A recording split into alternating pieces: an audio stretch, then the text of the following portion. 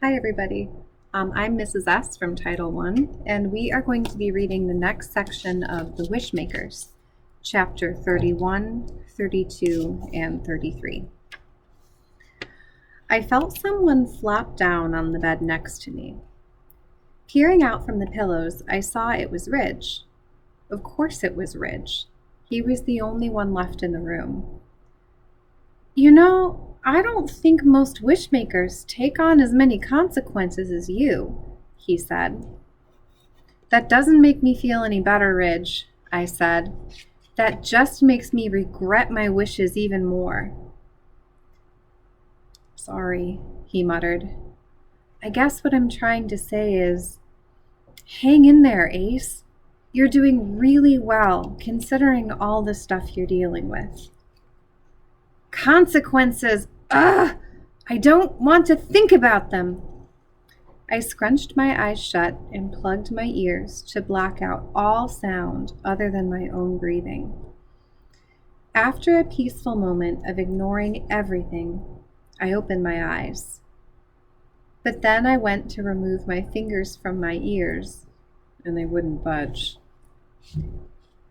Hey, I said, sitting up, slightly panicked. What's going on? Ridge reached up and tugged at my hand, but it was like my index fingers were fused into my ears. Then I remembered. Another consequence. In exchange for my wish to listen through Tina's door at the hospital, my fingers would be stuck in my ears for the next half hour. Can you hear me? Ridge asked. His voice was muffled, but I had no problem understanding him in the quiet motel room. I can't take this anymore, I said. I've lost track of how many consequences I've had to put up with. I was feeling angry at the universe for piling everything on my shoulders. Let's see. I began to list them, in no particular order. I have a smudge of peanut butter on my cheek that I can't wipe off. I'll never be able to find the house of my foster parents. I ripped a door off its hinges and got plastered in bird poop. I bounced across the couch to land in Tina's lap, and I haven't been able to read for nearly a week. I had to tell everyone my greatest desire, and each time I say hello, my sleeves grow an inch. As proof, my sleeves came unfolded as I said the word, fabric spilling past my wrists and around my plugged ears. I know it's a lot to deal with, Ridge began. A lot, I cried. I'm just getting started. My fingers are stuck in my ears. I have to salute every white car that passes. My left shoelace comes untied whenever someone claps. I sang Twinkle, Twinkle, Little Star for a half hour straight. I've got a stupid piece of toilet paper stuck to my foot and my pants are on backwards. Every time you turn into a shark, I'm left belly crawling. My right eye is the color of pee and my toothpaste tastes like cauliflower. I had to wear a heavy knight's helmet for a day. My socks get wet whenever I laugh and I have to jump whenever I hear the name of a state. My tongue is green and my breath smells like fish. I can't tell left from right. Every time I walk under a light bulb, it explodes. If I see a yellow flower, I get a mosquito bite. I have to answer every question with another question. I sneeze green grapes for crying out loud. And your left arm fell off for a day, Ridge reminded me. Exactly, I shouted. The fact that I didn't even remember to mention that my arm fell off shows you how crazy I was going. Don't you think it should be memorable if your arm falls off? It's been rough on you, Ridge said, and you're probably counting the minutes until this week ends and I go away. But think of all the wishes, Ace.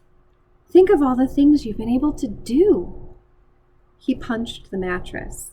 We're going to catch Thackeray Anderson. We're going to stop him from opening the undiscovered genie jar. You're going to save the world, Ace. That's got to count for something. Does it? I answered him with a question.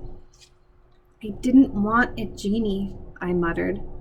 I didn't want any of this to happen. Ridge tilted his head. I'm afraid it's a bit too late for that. You chose to open my jar 5 days ago. Having me here is the consequence. I thought you were peanut butter, I reminded him. I probably wouldn't have opened the peanut butter jar if I'd seen the warning label. It didn't seem fair.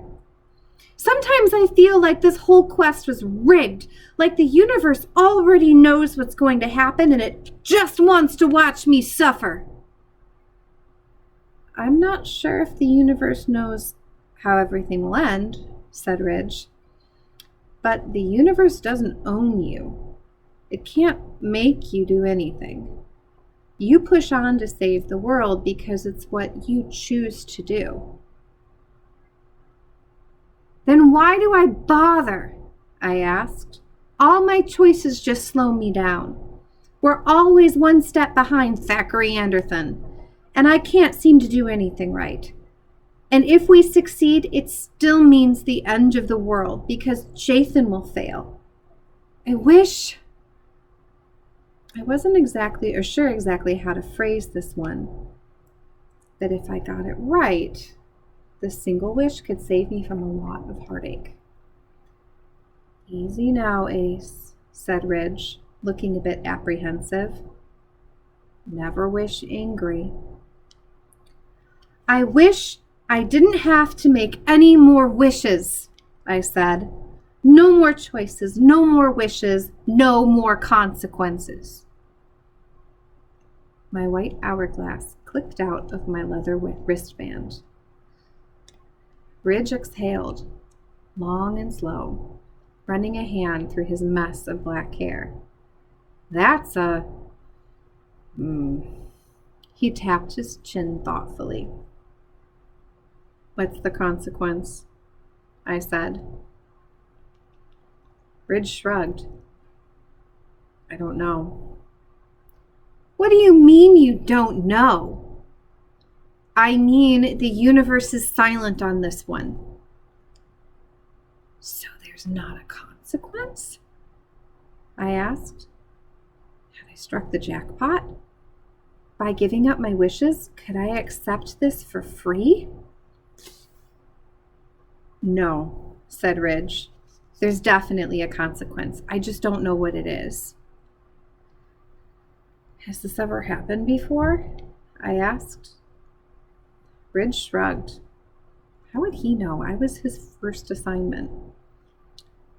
I thought I was always supposed to know the Wishmaker's consequence. He scratched his cheek.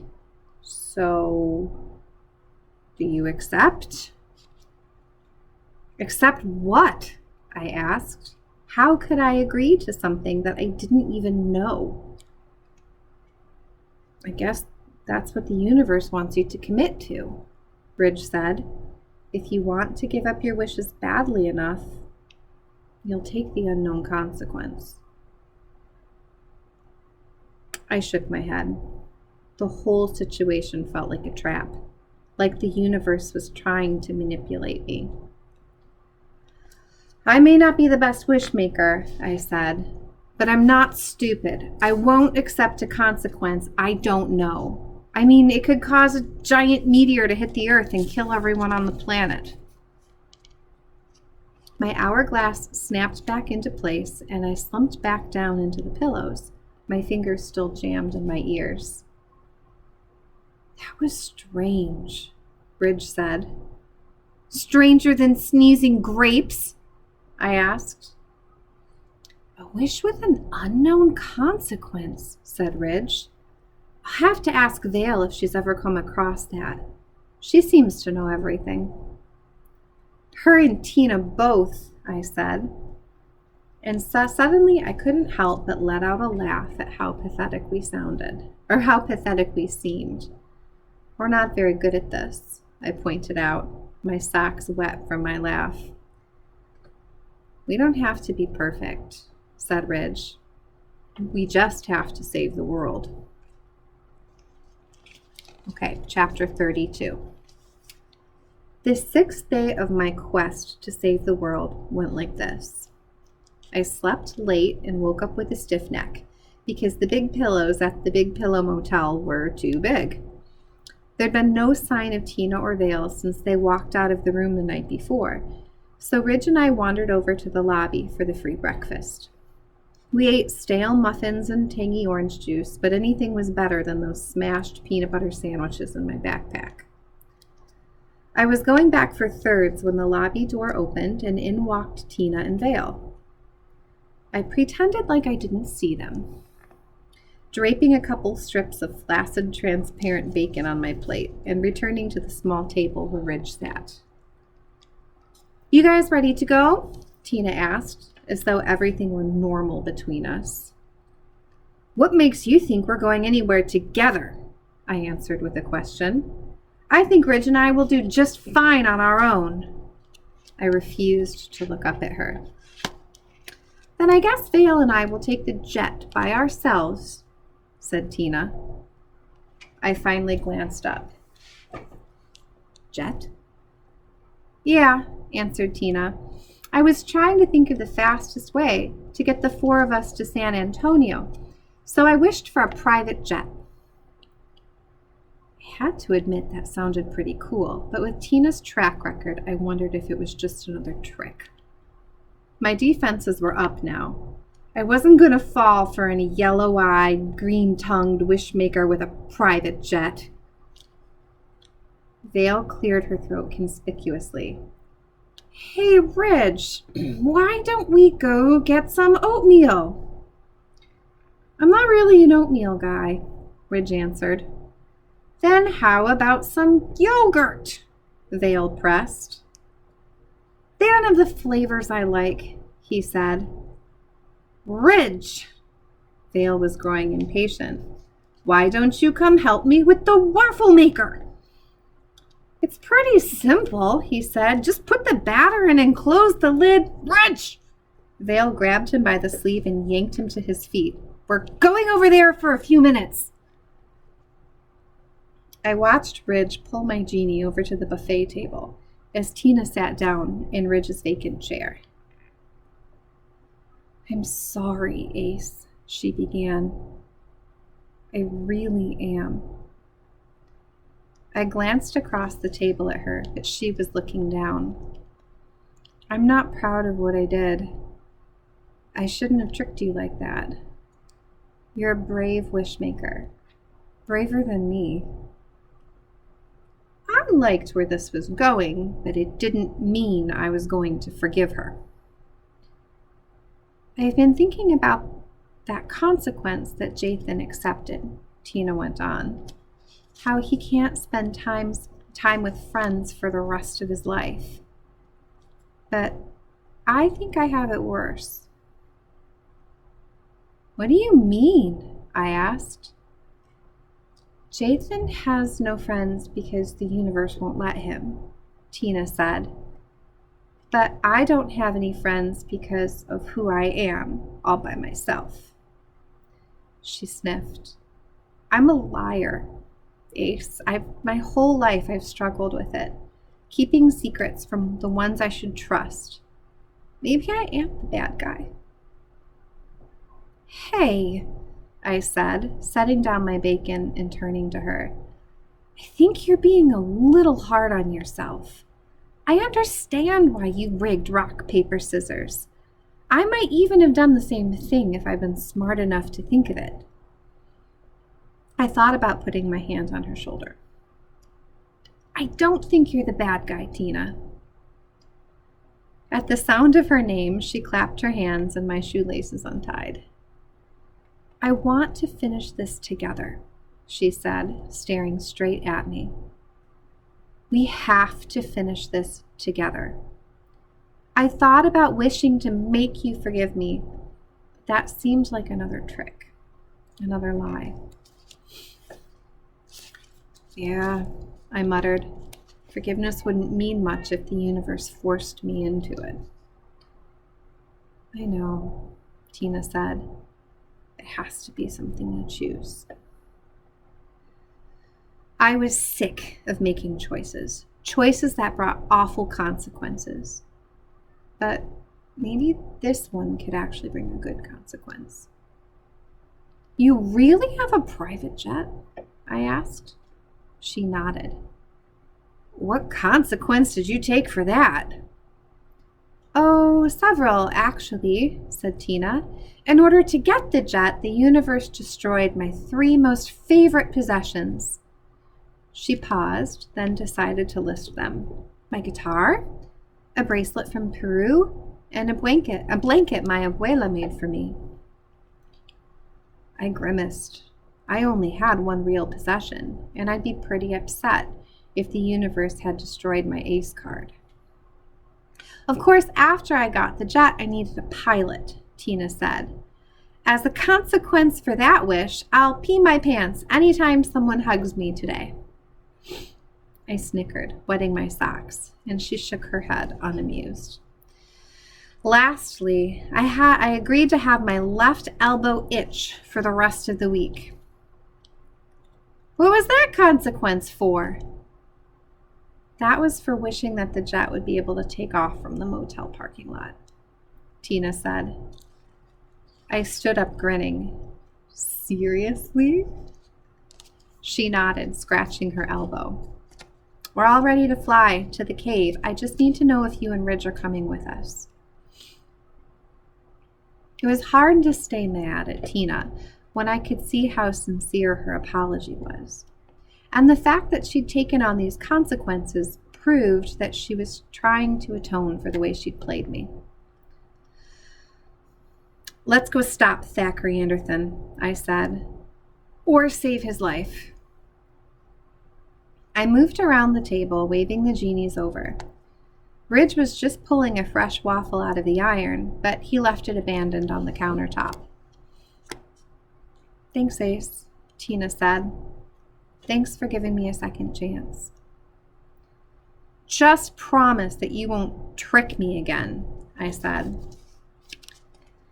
Tina paused, then opened her mouth to say something. Vale cut her off, gesturing toward the lobby exit. This way to the jet, boys. My gaze lingered on Tina for a moment longer, but she turned and strode after Vale, leaving Ridge and me to follow. I didn't know what to think. I could tell Tina felt bad about what she'd done, but she also seemed to think that lies and trickery were part of who she was. I had forgiven her. And on a scale of 1 to 10, my trust in her was sitting somewhere around a 7. We were teammates, but I'd need to keep an eye on Tina.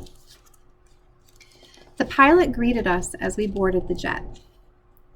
Captain Steve, he was a cheerful fellow, but the universe had really worked him over. To fulfill Tina's wish, he'd suddenly appeared in the cockpit with no need for an explanation of why he was departing from a motel parking lot and flying 4 kids across the country. We settled into the big, comfortable seats for takeoff. Once we were in the sky, I noticed Tina hunched over a tray table. Leaning forward, I saw that she was writing something on a pale blue sheet of paper. Catching up on your journal? I asked, causing Tina to swipe a protective hand over the page. None of your business, she snapped. I might have pressed the issue if Ridge hadn't suddenly arrived with a few sodas and a bag of pretzels. They've got a ton of snacks in the back in case you get hungry. He handed me a drink and seated himself beside me.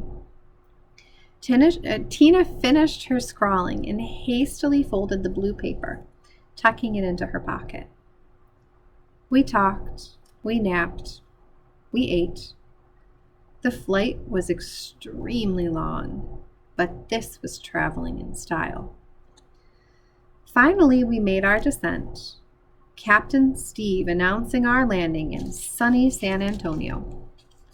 It wasn't until we got off the jet that we realized that we were definitely not where we needed to be. It was actually pretty cold outside, not at all like I imagined southern Texas to be in the dead of summer. And Ridge pointed out that none of the nearby signs were in English. Where are we? I shrieked, climbing back into the jet.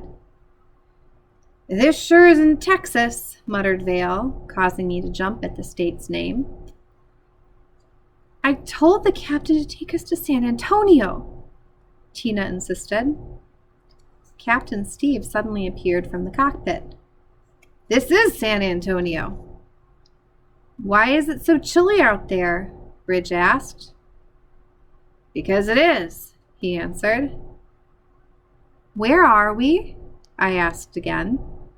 Chile, said the captain.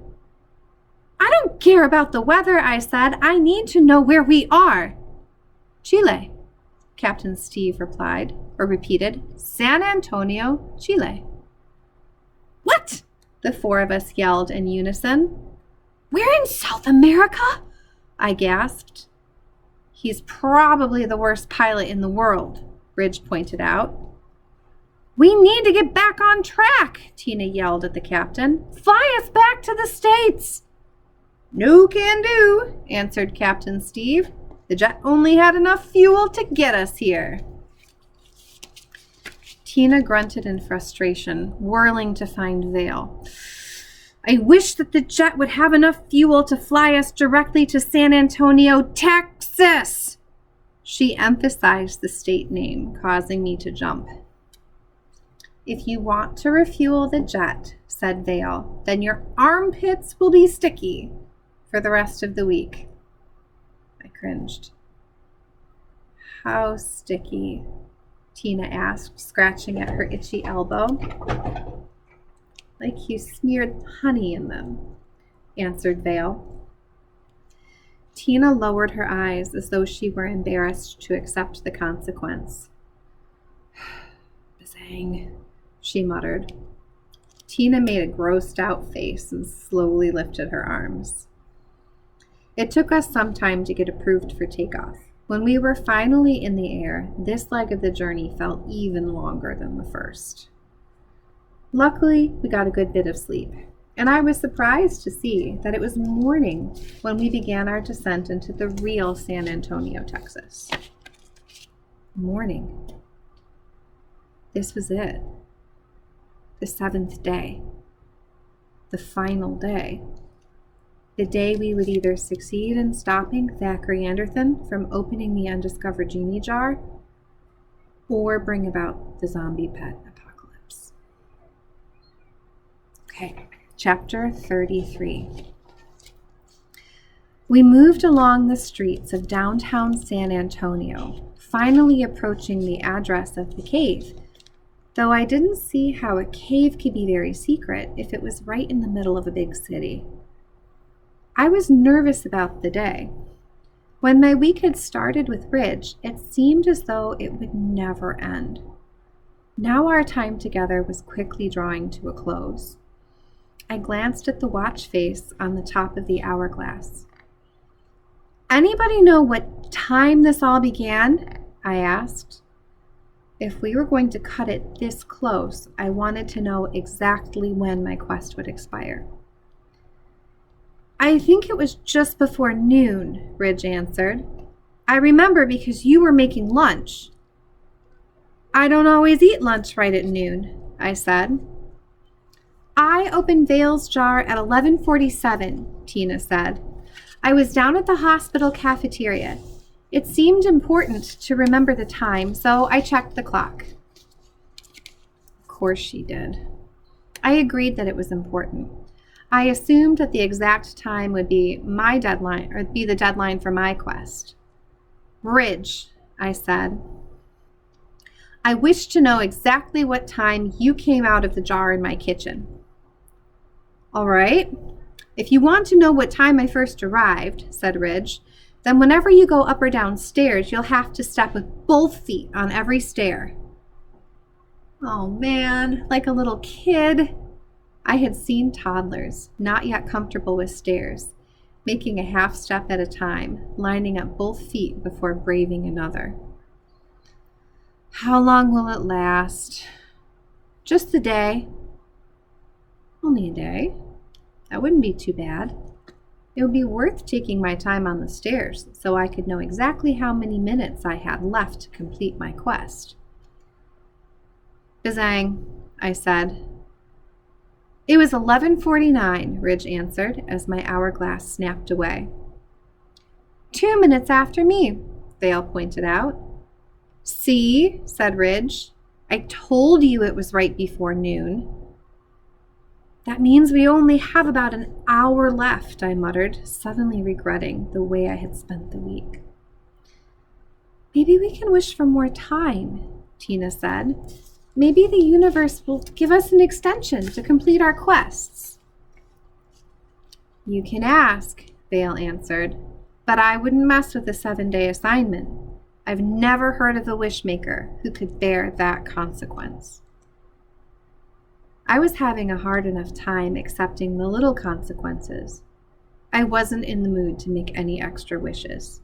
I just wanted to get to the stupid cave, find Thackeray, and lock him down so he couldn't touch the jar. So what will happen when the time expires? I asked. It's over, said Vale. No more wishing. But I'll still have the jar, I said. Can't I? It doesn't work like that. Vale cut me off. We're with each wishmaker for exactly 7 days. What if someone completes their quest early? I asked. Doesn't change anything, Vale said. We just get to hang out and make fun wishes until the 7 days are up. But you won't have the jar when the time runs out. What do you mean? I said, holding out the plastic peanut butter container. I'll just hang on to it. When the time runs out, said Ridge, I will automatically go back into the jar. But the jar... He trailed off, as if upset about the unspoken part of the sentence. But Vale, who seemed more hardened to the ways of the universe, finished his thought. The jar disappears. I looked down at the peanut butter jar in my hand. Even after just 1 week, it was hard to imagine life without it and its occupant. Where does it go? The universe takes it, said Ridge. The jar gets prepared to go into the hands of the next wishmaker. I looked at Ridge. You're going into someone else's pantry? I was surprised at the notes of sadness in my voice. Ridge shrugged. I won't always be peanut butter, he said. The universe disguises the jar into whatever it needs to be so that the next wishmaker will open it. Who's the next wishmaker? I asked. I wasn't jealous, just let down. After all we'd been through together, Ridge was going to disappear and fall into the hands of some other kid? Only the universe knows, Vale said. Tina suddenly stopped walking, her feet planted squarely on the sidewalk, and her face turned up at the tall skyscraper building beside us as she absently scratched her left elbow. Isn't this it? She asked, pointing to the numbered address hanging above the reflective glass doors. Isn't that the address of the cave? I chose not to respond, since I'd have to ask a question back. How could Tina be right? Have you ever seen a cave that looked like a skyscraper? That's it all right, Vale seconded, as I saluted a passing white car. At least that's the address Ace gave us when he made the wish. Maybe he told us the wrong numbers, Ridge offered. I didn't tell you the wrong numbers, I said, staring up at the meaningless squiggles above the door. It was good to know that I'd be able to read again in a little less than an hour. What does it say? Ridge read the words. Museum of Cans, Crates, Cartons, and Containers. I scoffed. That sounds like the most boring museum ever. Containers don't have to be boring, Ace, said the genie. It's all about what's inside them. It's probably just empty containers, I said. Otherwise, wouldn't it say Museum of Things Inside Cans, Crates, Cartons, and Containers? I don't think that I don't think that would have fit above the door, Ridge said. They have limited space. They could have used a smaller font. Does it really matter? Tina cut in. Is the sky blue? I answered with a nonsense question. It still looks orange to me, Tina answered. We should wait here and stop Thackeray if he tries to go inside, I said. Unless he already went inside, said Tina. We should go in and check it out. Tina made a good point. We'd fail our quests for sure if we spent the last hour waiting on the sidewalk while Thackeray made his way into the cave. I thought you said someone was supposed to be waiting for us, Vale said. I nodded. Whoever it is will probably be inside, and we're supposed to ask a question, I reminded everyone. When is a door not a door? What do you think that means? Ridge asked. How should I know? I shrugged. Let's go find out. The four of us strode through the shiny front doors of the museum, Tina muttering, "Alley-oop." We were greeted by an exploding light bulb overhead, showering us with tiny fragments of broken glass. The radio was playing some soft classical music, but it quickly turned to static in Tina's presence.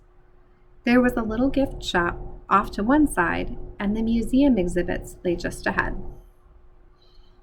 Acting as an entry gate was a reception desk with a nice bouquet of yellow flowers. The moment I saw them, I felt a mosquito bite my neck. I quickly slapped it away, and might even have killed the pesky insect. But then I made the mistake of looking back at the flowers and felt another mosquito bite my wrist. Behind the desk with the dangerous flowers was a strange little man. He was barely my height and very overweight. He wore thick round glasses with heavy red frames. The top of his head was mostly bald, and he'd combed the remaining hair on both sides straight out. So here's a picture of that guy. The effect made him look like he'd stuck his finger in the electrical outlet. But the strangest thing was his unibrow. The single bushy eyebrow was inching its way across his forehead like a fuzzy caterpillar. Good morning, I said, averting my gaze from the flower bouquet as the four of us approached the desk. The man seemed to jump at the sound of my voice. I didn't know how he'd missed us coming in through the front door and blowing out a light bulb. It was as if he'd been asleep while standing with his eyes open. Oh, blimey, cried the man. His hand darted up to his forehead, snatching his wandering unibrow and returning it to its rightful place above his eyes. Welcome to the Museum of Cans, Crates, Cartons, and Containers. His voice carried a whimsical British accent. I am your friendly, knowledgeable curator. I peered past him into the exhibits, scanning for Thackeray and his son. I didn't see anyone, but the museum seemed quite large. The Andersons could be hiding. Tina leaned forward, placing one hand on the desk for emphasis. When is a door not a door? The curator exhaled sharply, his red glasses slipping down his nose and his unibrow suddenly leaping clear up to his former hairline. Oh, that's curious indeed, he muttered. Then, pushing up his glasses and pulling down his eyebrow, the curator stepped around the edge of the desk. Lowering his voice, he answered the question that Tina had posed. A door is not a door when it's ajar. A jar? I asked, raising Ridge's genie jar. Like this one? Not a jar, said the curator. A jar. I looked at Ridge, Tina, and Vale. Is it just me, or does he keep saying the same thing? Ajar, said Vale, as in the door is slightly open. It's ajar. Oh, I cried, finally understanding the riddle. Ajar! The curator nodded impatiently. "I see you travel with genies," said the curator. I don't know why I was surprised to hear him speak so openly about Ridge and Vale. After all, we'd just given him a secret riddle that we'd learned from the universe. I was anxious to get into the museum and search for the Anderthans. "Did anyone get here before us?" "Oh, yes," said the curator, nodding solemnly. "Two visitors arrived not 20 minutes ago." I felt my heart catch, and I tried to rush past the desk. But the curator clucked his tongue, reaching out one pudgy hand and gripping my shoulder. He lifted me up with insane, inhuman strength and deposited me back on the other side of the desk. "Before you enter the museum," the curator said, "you'll need to jar those genies for the duration of the tour." "What?" I turned to Ridge, my only defense in an emergency. If he was in the jar, I'd be on my own. By the sound of it, Thackeray and Jathan were already inside. I needed a backup plan. I needed a way to thwart Thackeray Anderson in case he got to the undiscovered genie while Ridge was still in his jar. But after the curator's impressive show of strength, I didn't feel right about trying to get past him. "Would you excuse us for a moment?" I said to Tina, Vale, and the curator. Taking Ridge by the arm, I pulled him over to the museum's tiny gift shop, another light bulb exploding as I passed under it. "What are you doing?" Ridge asked. "Can I tell you in a moment?" I studied the shelves of keepsakes, looking for something small that would easily tuck into my pocket. There were decorative pins, plenty of pamphlets, and a rack of cloth bags embroidered with the museum logo. "I'm strategizing," I said, picking out a fridge magnet from a little bin. "Oh, really?" said Ridge, "because it looks like you're enjoying this museum so much that you want a souvenir." I held up the little fridge magnet. It was the shape of a soup can with a label that had some writing on it. Even though I couldn't read it, I assumed the text said Museum of Cans, Crates, Cartons, and Containers. "All right," I said to Ridge. "Here's my plan." Okay, that is the end of our reading for today. Tomorrow, I'll read a little more. Good night.